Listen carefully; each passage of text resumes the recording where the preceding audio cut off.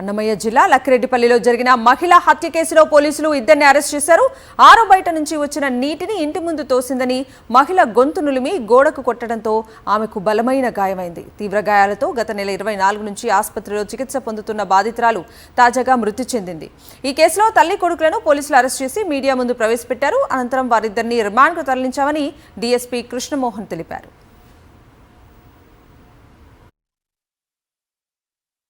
Lakkireddy police స్టేషన్లో attempt murder case కట్టడం జరిగింది. 20వ తేదీ ఇది కేసు కట్టడం జరిగింది పోయిన నెల.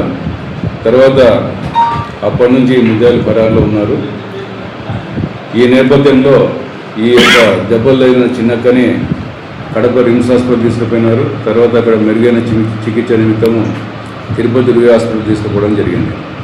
అక్కడ ఆమె చికిత్స పొందుతూ ఈ యొక్క ఆమె లోయర్ పార్ట్ అంతా కూడా పెరాలసిస్ రావడం వలన డాక్టర్స్ ఆమెను పరీక్ష చేసి 1వ తేదీ ఈమె కండిషన్ కొద్దిగా క్రిటికల్గా ఉంది, మీరు తీసుకొని పోండి అని చెప్తే వాళ్ళు తిరిగి ఇంటికి తీసుకురావడం జరిగింది 1వ తేదీ.